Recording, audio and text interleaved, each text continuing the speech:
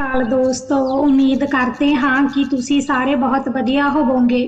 ਪਹਿਲੇ ਮਹੀਨੇ ਮੈਂ ਮਕਾਨ ਮਾਲਿਕ ਰਾਮਨਾਥ ਦਾ ਕਿਰਾਇਆ ਨਾ ਦੇ ਪਾਈ ਤਾਂ ਉਸ ਨੇ ਮੈਨੂੰ ਮਾਫ ਕਰ ਦਿੱਤਾ। ਪਹਿਲਾਂ ਤਾਂ ਮੈਨੂੰ ਲੱਗਿਆ ਕਿ ਉਹ ਮੇਰੀ ਮਦਦ ਕਰ ਰਿਹਾ ਹੈ, ਪਰ ਜਦੋਂ ਮੈਨੂੰ ਇਸ ਦੇ ਪਿੱਛੇ ਦੀ ਕਹਾਣੀ ਸਮਝ ਆਈ ਤਾਂ ਮੇਰੇ ਪੈਰਾਂ ਹੇਠੋਂ ਜ਼ਮੀਨ ਨਿਕਲ ਗਈ। ਰਾਮਨਾਥ ਨੇ ਘਰ ਦੇ ਕਿਰਾਏ ਦੇ ਬਦਲੇ ਵਿੱਚ ਪੂਰਾ 1 ਮਹੀਨਾ ਮੇਰੇ ਨਾਲ। ਮੇਰਾ ਨਾਮ ਰੇਖਾ ਹੈ। ਮੇਰੇ ਪਤੀ ਦੀ ਮੌਤ ਹੋ ਗਈ ਸੀ ਅਤੇ ਮੈਂ ਵਿਧਵਾ ਹੋ ਗਈ ਸੀ। ਪਤੀ ਦੀ ਮੌਤ ਤੋਂ ਬਾਅਦ ਅੱਜ ਪਹਿਲੀ ਵਾਰ ਮੈਂ ਮਕਾਨ ਮਾਲਕ ਨੂੰ ਮਿਲੀ। ਉਹ ਇੱਕ 52 ਸਾਲ ਦਾ ਆਦਮੀ ਸੀ। ਉਹ ਬਹੁਤ ਅਮੀਰ ਅਤੇ ਤਾਕਤਵਰ ਸੀ।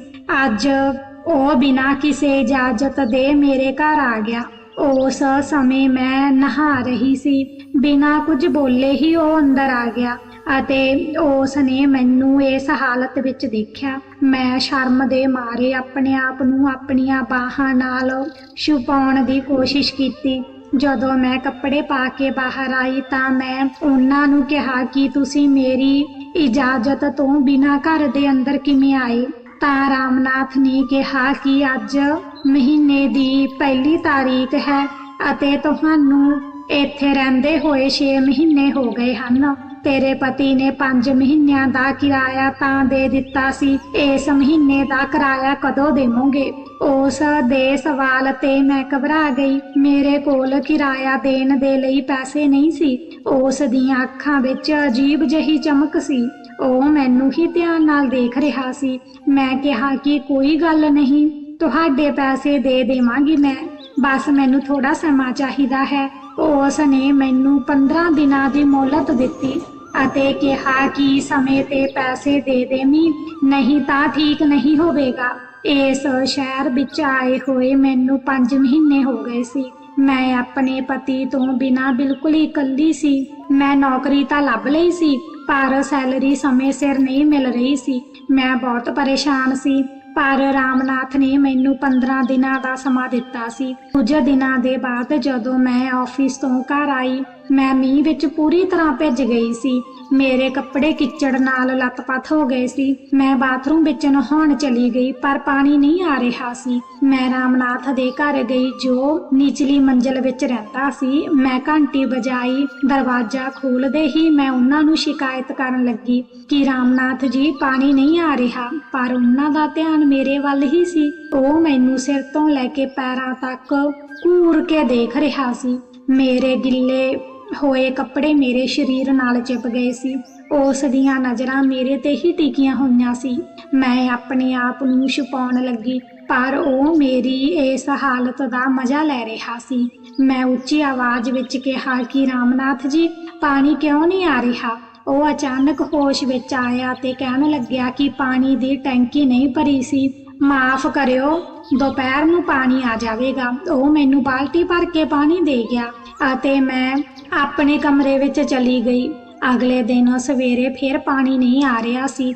ਮੈਨੂੰ ਫਿਰ ਰਾਮਨਾਥ ਦੇ ਕੋਲ ਜਾਣਾ ਪਿਆ। ਇਸ ਵਾਰ ਉਸ ਨੇ ਕਿਹਾ ਕਿ ਮੇਰੇ ਬਾਥਰੂਮ ਵਿੱਚ ਪਾਣੀ ਆ ਰਿਹਾ ਹੈ, ਤੁਸੀਂ ਇੱਥੇ ਹੀ ਨਹਾ ਲਓ। ਮੈਨੂੰ ਆਫਿਸ ਜਾਣ ਲਈ ਦੇਰ ਹੋ ਰਹੀ ਸੀ। ਜਿਵੇਂ ਹੀ ਮੈਂ ਬਾਥਰੂਮ ਵਿੱਚ ਕੱਪੜੇ ਉਤਾਰ ਕੇ ਨਹਾਉਣ ਲੱਗੀ, ਮੈਨੂੰ ਲੱਗਿਆ ਕਿ ਕੋਈ ਮੈਨੂੰ ਦੇਖ ਰਿਹਾ ਹੈ। ਮੈਂ ਉਸੇ ਸਮੇਂ ਖਿੜਕੀ ਬੰਦ ਕਰ ਦਿੱਤੀ ਅਤੇ ਜਲਦੀ ਨਹਾ ਕੇ ਬਾਹਰ ਆ ਗਈ। ਰਾਮਨਾਥ ਬਾਹਰ ਹੀ ਖੜਾ ਮੇਰਾ ਇੰਤਜ਼ਾਰ ਕਰ ਰਿਹਾ ਸੀ। ਉਸ ਤੋਂ ਬਾਅਦ ਮੈਂ ਉਸ ਦੇ ਘਰ ਜਾਣਾ ਬਿਲਕੁਲ ਬੰਦ ਕਰ ਦਿੱਤਾ ਸੀ। ਪਰ ਇੱਕ ਦਿਨ ਫਿਰ ਘਰ ਵਿੱਚ ਪਾਣੀ ਨਹੀਂ ਆ ਰਿਹਾ ਸੀ। ਮੈਂ ਸੋਚਿਆ ਕਿ ਰਾਮਨਾਥ ਇਸ ਵਾਰ ਫਿਰ ਮੈਨੂੰ ਆਪਣੇ ਘਰ ਬੁਲਾਵੇਗਾ, ਪਰ ਇਸ ਵਾਰ ਮੈਂ ਉਸ ਦੇ ਘਰ ਦੇ ਪਿੱਛੇ ਜਾ ਕੇ ਦੇਖਿਆ ਤਾਂ ਮੈਨੂੰ ਸੱਚਾਈ ਦਾ ਪਤਾ ਲੱਗਿਆ। ਉਹ ਜਾਣਬੁੱਝ ਕੇ ਮੇਰੇ ਘਰ ਦਾ ਪਾਣੀ ਬੰਦ ਕਰ ਰਿਹਾ ਸੀ। ਜਦੋਂ ਮੈਂ ਉਸ ਨੂੰ ਪੁੱਛਿਆ ਕਿ ਤੂੰ ਇਸ ਤਰ੍ਹਾਂ ਦਾ ਕਿਉਂ ਕਰ ਰਿਹਾ ਹੈ, ਤਾਂ ਉਹ ਥੋੜਾ ਘਬਰਾ ਗਿਆ ਅਤੇ ਕਹਿਣ ਲੱਗਿਆ ਕਿ ਰੇਖਾ, ਮੈਂ ਪੂਰਾ ਦਿਨ ਘਰ ਵਿੱਚ ਇਕੱਲਾ ਰਹਿੰਦਾ ਹਾਂ। ਮੇਰੇ ਨਾਲ ਕੋਈ ਵੀ ਗੱਲ ਨਹੀਂ ਕਰਦਾ। ਮੈਂ ਤੈਨੂੰ ਚਿੜਾ ਰਿਹਾ ਸੀ ਤਾਂ ਕਿ ਤੂੰ ਮੇਰੇ ਨਾਲ ਗੱਲ ਕਰੇ। ਮੈਂ ਉਸ ਦੇ ਮੋਢੇ ਤੇ ਹੱਥ ਰੱਖਿਆ ਤੇ ਉਸ ਨੂੰ ਕਿਹਾ ਕਿ ਇਸ ਤਰ੍ਹਾਂ ਨਾ ਸੋਚੋ ਕਿ ਤੁਸੀਂ ਇਕੱਲੇ ਹੋ। ਮੈਂ ਦਿਨ ਵਿੱਚ 1 ਘੰਟਾ ਤੁਹਾਡੇ ਕੋਲ ਗੱਲਬਾਤ ਕਰਨ ਲਈ ਜ਼ਰੂਰ ਆਵਾਂਗੀ। ਉਸ ਦਿਨ ਰਾਮਨਾਥ ਨੇ ਮੈਨੂੰ ਆਪਣੇ ਘਰ ਤੇ ਖਾਣੇ ਲਈ ਬੁਲਾਇਆ। ਉਸ ਨੇ ਖੁਦ ਖਾਣਾ ਬਣਾਇਆ ਸੀ। ਉਸ ਦਾ ਬਣਿਆ ਹੋਇਆ ਖਾਣਾ ਬਹੁਤ ਟੇਸਟੀ ਸੀ। ਹੁਣ ਉਹ ਮੇਰੇ ਨਾਲ ਦੋਸਤ ਜਿਹਾ ਵਰਤਾਵ ਕਰਨ ਲੱਗਿਆ ਸੀ। ਇੱਕ ਦਿਨ ਜਦੋਂ ਮੈਂ ਸੌਣ ਜਾ ਰਹੀ ਸੀ ਤਾਂ ਦਰਵਾਜ਼ੇ ਦੀ ਬੈਲ ਵੱਜੀ। ਰਾਮਨਾਥ ਦਰਵਾਜ਼ੇ ਤੇ ਖੜਾ ਸੀ। ਉਸ ਨੇ ਮੈਨੂੰ ਕਿਹਾ ਕਿ ਰੇਖਾ, ਕੀ ਤੂੰ ਮੇਰੇ ਨਾਲ ਬਾਜ਼ਾਰ ਚੱਲੇਂਗੀ? ਮੇਰੀ ਕਾਰ ਖਰਾਬ ਹੋ ਗਈ ਹੈ, ਮੈਨੂੰ ਕੋਈ ਜ਼ਰੂਰੀ ਕੰਮ ਹੈ, ਤੇਰੀ ਸਕੂਟੀ ਤੇ ਚੱਲਦੇ ਹਾਂ। ਮੈਂ ਉਸ ਦੀ ਗੱਲ ਮੰਨ ਲਈ ਅਤੇ ਫਿਰ ਅਸੀਂ ਦੋਨੇ ਬਾਜ਼ਾਰ ਚਲੇ ਗਏ। ਰਾਮਨਾਥ ਨੇ ਆਪਣਾ ਹੱਥ ਮੇਰੀ ਕਮਰ ਤੇ ਰੱਖ ਲਿਆ। ਵੈਸੇ ਤਾਂ ਮੈਂ ਕ੍ਰੌਪ ਟੌਪ ਪਾਇਆ ਹੋਇਆ ਸੀ, ਪਰ ਜਿਵੇਂ ਹੀ ਰਾਮਨਾਥ ਨੇ ਆਪਣਾ ਹੱਥ ਮੇਰੀ ਕਮਰ ਤੇ ਰੱਖਿਆ ਤਾਂ ਮੈਂ ਸਕੂਟੀ ਨੂੰ ਰੋਕ ਲਿਆ ਅਤੇ ਉਹਨਾਂ ਨੂੰ ਕਿਹਾ ਕਿ ਤੁਸੀਂ ਕਰ ਕੀ ਰਹੇ ਹੋ? ਤਾਂ ਰਾਮਨਾਥ ਨੇ ਕਿਹਾ ਕਿ ਮੈਨੂੰ ਪਿੱਛੇ ਬੈਠਣ ਤੋਂ ਡਰ ਲੱਗਦਾ ਹੈ, ਇਸ ਲਈ ਮੈਂ ਤੈਨੂੰ ਫੜ ਕੇ ਬੈਠਿਆ ਸੀ। ਉਹਨਾਂ ਦੀ ਉਮਰ ਦਾ ਲਿਹਾਜ਼ ਕਰਦੇ ਹੋਏ ਮੈਂ ਉਹਨਾਂ ਨੂੰ ਜ਼ਿਆਦਾ ਕੁਝ ਨਹੀਂ ਕਿਹਾ ਅਤੇ ਫਿਰ ਮੈਂ ਸਕੂਟੀ ਸਟਾਰਟ ਕੀਤੀ ਅਤੇ ਚੱਲਣ ਲੱਗੀ। ਸਾਹਮਣੇ ਬ੍ਰੇਕਰ ਸੀ। ਮੈਂ ਜਿਵੇਂ ਹੀ ਬ੍ਰੇਕ ਲਗਾਇਆ ਤਾਂ ਰਾਮਨਾਥ ਦੇ ਹੱਥ ਫੇਰ ਤੋਂ ਮੇਰੇ ਸਰੀਰ ਤੇ ਲੱਗੇ। ਮੈਂ ਆਪਣੇ ਆਪ ਨੂੰ ਸੰਭਾਲਿਆ ਅਤੇ ਬਾਜ਼ਾਰ ਪਹੁੰਚ ਗਈ। ਬਾਜ਼ਾਰ ਵਿੱਚ ਪਹੁੰਚਣ ਤੋਂ ਬਾਅਦ ਮੈਂ ਬਹੁਤ ਸਾਰੀ ਖਰੀਦਾਰੀ ਕੀਤੀ ਅਤੇ ਕੁਝ ਸਮਾਨ ਰਾਮਨਾਥ ਦੇ ਬੈਗ ਦੇ ਵਿੱਚ ਪਾ ਦਿੱਤਾ ਕਿਉਂਕਿ ਮੇਰਾ ਬੈਗ ਭਰ ਗਿਆ ਸੀ। ਥੋੜੇ ਸਮੇਂ ਬਾਅਦ ਮੀਂਹ ਪੈਣ ਲੱਗਿਆ। ਮੀਂਹ ਪੈਣ ਦੇ ਕਾਰਨ ਘਰ ਦੀਆਂ ਛੱਤਾਂ ਵਿੱਚ ਵੀ ਪਾਣੀ ਆਉਣ ਲੱਗਿਆ। ਪੂਰੀ ਰਾਤ ਪਾਣੀ ਡਿੱਗਣ ਦੇ ਕਾਰਨ ਮੈਂ ਸੌਂ ਨਾ ਸਕੀ। ਮੈਂ ਰਾਮਨਾਥ ਨੂੰ ਉਹਨਾਂ ਦੇ ਮਕਾਨ ਦੀ ਸਮੱਸਿਆ ਦਿਖਾਈ ਤਾਂ ਉਹਨਾਂ ਨੇ ਮੈਨੂੰ ਆਪਣੇ ਘਰ ਵਿੱਚ ਰਹਿਣ ਦੀ ਸਲਾਹ ਦਿੱਤੀ। ਇਸ ਸਮੇਂ ਮੇਰੇ ਕੋਲ ਹੋਰ ਕੋਈ ਚਾਰਾ ਵੀ ਨਹੀਂ ਸੀ, ਇਸ ਲਈ ਮੈਂ ਉਹਨਾਂ ਦੇ ਘਰ ਵਿੱਚ ਸੌਣ ਲਈ ਚਲੀ ਗਈ। ਰਾਮਨਾਥ ਨੇ ਮੈਨੂੰ ਆਪਣੇ ਘਰ ਦਾ ਇੱਕ ਕਮਰਾ ਦੇ ਦਿੱਤਾ ਅਤੇ ਉਹਨਾਂ ਨੇ ਮੈਨੂੰ ਦੱਸਿਆ ਕਿ ਇਹ ਕਮਰਾ ਉਹਨਾਂ ਦੀ ਪਤਨੀ ਦਾ ਹੈ ਜੋ ਆਪਣੇ ਬੇਟੇ ਨਾਲ ਪਿੰਡ ਗਈ ਹੈ। ਮੈਂ ਸੌਣ ਲਈ ਬਿਸਤਰਾ ਠੀਕ ਕਰਨ ਲੱਗੀ। ਰਾਮਨਾਥ ਕਮਰੇ ਵਿੱਚ ਆਏ। ਉਹਨਾਂ ਦੇ ਹੱਥ ਵਿੱਚ ਇੱਕ ਡੱਬਾ ਸੀ। ਉਹਨਾਂ ਨੇ ਕਿਹਾ ਕਿ ਰੇਖਾ, ਤੇਰਾ ਇਹ ਕੱਪੜਿਆਂ ਵਾਲਾ ਡੱਬਾ ਮੇਰੇ ਬੈਗ ਵਿੱਚ ਰਹਿ ਗਿਆ ਸੀ, ਤੂੰ ਸ਼ਾਇਦ ਭੁੱਲ ਗਈ ਸੀ। ਮੈਂ ਉਸੇ ਸਮੇਂ ਉਹ ਡੱਬਾ ਲੈਤਾ ਕਿਉਂਕਿ ਉਸ ਵਿੱਚ ਮੇਰੇ ਕੱਪੜੇ ਸੀ। ਫਿਰ ਮੈਂ ਉਹਨਾਂ ਨੂੰ ਗੁੱਡ ਨਾਈਟ ਕਿਹਾ ਤੇ ਲਾਈਟ ਬੰਦ ਕਰਕੇ ਸੌਣ ਚਲੀ ਗਈ। ਅਚਾਨਕ ਤੋਂ ਫਿਰ ਰਾਮਨਾਥ ਨੇ ਲਾਈਟ ਜਗਾ ਦਿੱਤੀ ਅਤੇ ਕਿਹਾ ਕਿ ਰੁਕ, ਹਜੇ ਸੌਣਾ ਨਹੀਂ ਹੈ, ਕਿਚਨ ਵਿੱਚ ਕਾੜਾ ਬਣਾ ਕੇ ਰੱਖਿਆ ਹੋਇਆ ਹੈ, ਉਸ ਨੂੰ ਪੀ ਲੈ। ਮੀਂਹ ਵਿੱਚ ਭਿੱਜਣ ਦੇ ਕਾਰਨ ਤੈਨੂੰ ਛਿੱਕਾਂ ਆ ਰਹੀਆਂ ਸੀ, ਜਦੋਂ ਕਿ ਮੈਨੂੰ ਤਾਂ ਇਸ ਗੱਲ ਦਾ ਧਿਆਨ ਹੀ ਨਹੀਂ ਸੀ, ਪਰ ਰਾਮਨਾਥ ਮੇਰੇ ਵੱਲ ਪੂਰਾ ਧਿਆਨ ਦੇ ਰਿਹਾ ਸੀ। ਮੈਂ ਕਾੜਾ ਪੀਤਾ ਤੇ ਫਿਰ ਆਰਾਮ ਨਾਲ ਸੌਂ ਗਈ। ਅਗਲੇ ਦਿਨ ਮੈਂ ਆਫਿਸ ਤੋਂ ਛੁੱਟੀ ਕਰ ਲਈ। ਮੈਂ 9 ਵਜੇ ਉੱਠੀ।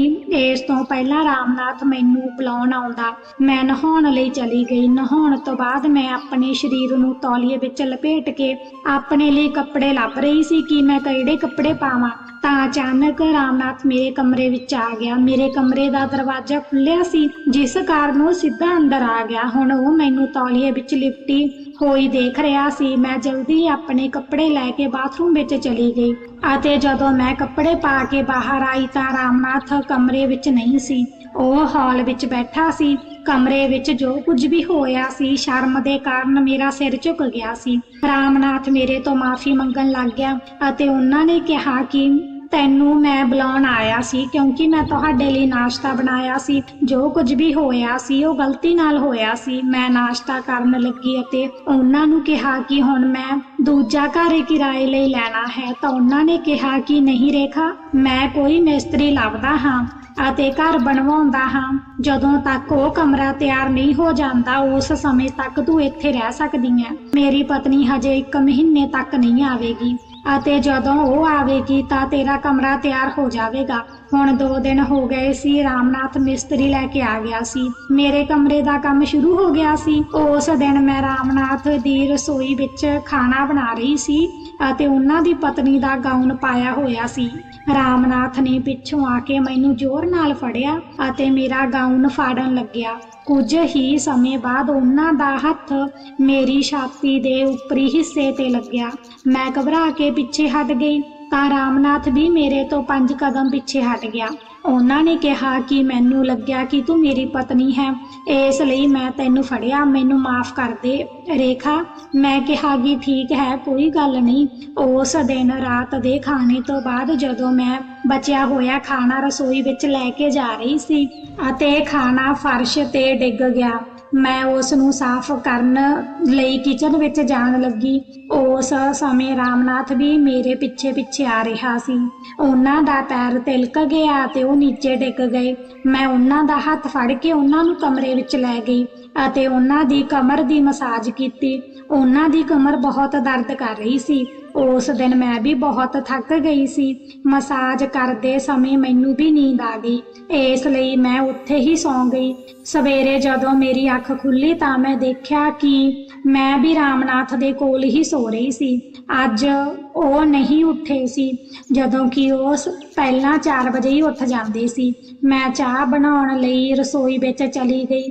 ਚਾਹ ਬਣਾ ਕੇ ਮੈਂ ਰਾਮਨਾਥ ਜੀ ਦੇ ਕਮਰੇ ਵਿੱਚ ਉਹਨਾਂ ਨੂੰ ਚਾਹ ਦੇਣ ਲਈ ਚਲੀ ਗਈ। ਉਹ ਚਾਹ ਪੀ ਕੇ ਨਹਾਉਣ ਲਈ ਚਲੇ ਗਏ ਅਤੇ 4 ਦਿਨ ਹੋ ਗਏ ਸੀ ਮੈਂ ਆਫਿਸ ਵੀ ਨਹੀਂ ਗਈ ਸੀ। ਮੈਂ ਰਾਮਨਾਥ ਦੇ ਨਾਲ ਘਰ ਵਿੱਚ ਹੀ ਸੀ। ਰਾਮਨਾਥ ਕਹਿਣ ਲੱਗਿਆ ਕਿ ਰੇਖਾ, ਤੂੰ ਮੇਰਾ ਕਿੰਨਾ ਧਿਆਨ ਰੱਖਿਆ ਹੈ, ਮੈਨੂੰ ਤੇਰੇ ਨਾਲ ਪਿਆਰ ਹੋ ਗਿਆ ਹੈ। ਮੈਂ ਮੁਸਕਰਾਉਂਦੇ ਹੋਏ ਕਿਹਾ ਕਿ ਰਾਮਨਾਥ ਜੀ, ਮੈਂ ਤੁਹਾਨੂੰ ਪਿਆਰ ਕਰਨ ਤੋਂ ਤਾਂ ਨਹੀਂ ਰੋਕਿਆ। ਮੇਰੇ ਇਹ ਕਹਿੰਦੇ ਹੀ ਰਾਮਨਾਥ ਦੇ ਚਿਹਰੇ ਤੇ ਚਮਕ ਆ ਗਈ ਅਤੇ ਉਹਨਾਂ ਨੇ ਮੇਰੇ ਮਨ ਦੀ ਗੱਲ ਸਮਝ ਲਈ। ਉਹ ਮੇਰੇ ਕੋਲ ਆਉਣ ਲੱਗੇ, ਪਰ ਮੈਂ ਉਹਨਾਂ ਨੂੰ ਰੋਕਿਆ ਤੇ ਕਿਹਾ ਕਿ ਰਾਮਨਾਥ ਜੀ, ਮੈਂ ਇੰਨੀ ਜਲਦੀ ਤੁਹਾਡੇ ਕੋਲ ਨਹੀਂ ਆਵਾਂਗੀ। ਮੈਂ ਸਹੀ ਤਰੀਕੇ ਨਾਲ ਇਸ ਰਿਸ਼ਤੇ ਦੀ ਸ਼ੁਰੂਆਤ ਕਰਨੀ ਚਾਹੁੰਦੀ ਹਾਂ। ਹੁਣ ਮੇਰੇ ਮਨ ਵਿੱਚ ਰਾਮਨਾਥ ਦੀ ਦੌਲਤ ਪਾਉਣ ਦੀ ਜਿਗਿਆਸਾ ਵੱਧਦੀ ਜਾ ਰਹੀ ਸੀ। ਭਲੇ ਹੀ ਉਹ 52 ਸਾਲ ਦੇ ਸੀ, ਪਰ ਉਹ ਹਜੇ ਵੀ ਨੌਜਵਾਨ ਦਿਖਦੇ ਸੀ। ਅਗਲੇ ਦਿਨ ਹੀ ਰਾਮਨਾਥ ਮੈਨੂੰ ਇੱਕ ਬਾਰ ਵਿੱਚ ਲੈ ਗਿਆ। ਉਹ ਮੇਰਾ ਹੱਥ ਫੜ ਕੇ ਚੱਲ ਰਿਹਾ ਸੀ। ਉਹ ਮੇਰੇ ਤੋਂ ਬਿਲਕੁਲ ਵੀ ਅਲੱਗ ਨਹੀਂ ਹੋਏ ਸੀ। ਬਾਰ ਵਿੱਚ ਬਹੁਤ ਸਾਰੇ ਲੋਕ ਸਾਨੂੰ ਹੀ ਦੇਖ ਰਹੇ ਸੀ, ਪਰ ਸਾਨੂੰ ਕਿਸੇ ਦੀ ਵੀ ਪਰਵਾਹ ਨਹੀਂ ਸੀ।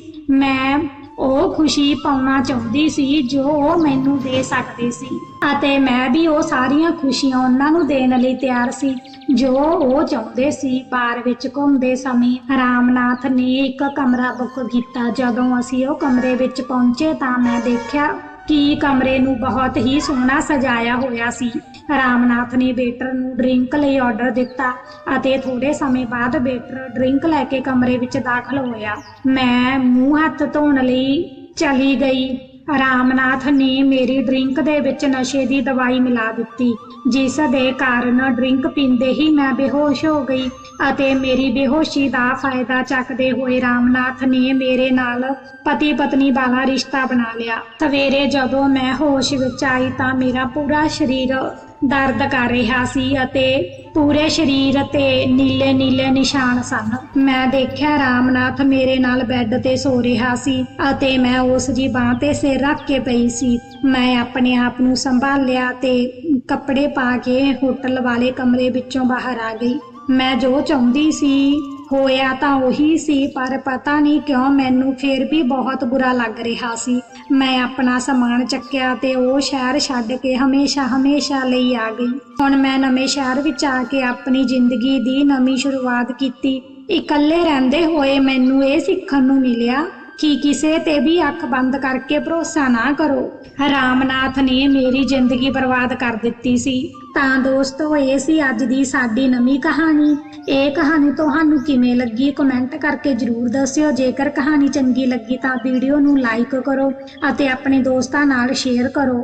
ਕਹਾਣੀ ਨੂੰ ਅੰਤ ਤੱਕ ਸੁਣਨ ਲਈ ਤੁਹਾਡਾ ਸਭ ਦਾ ਬਹੁਤ ਬਹੁਤ ਧੰਨਵਾਦ।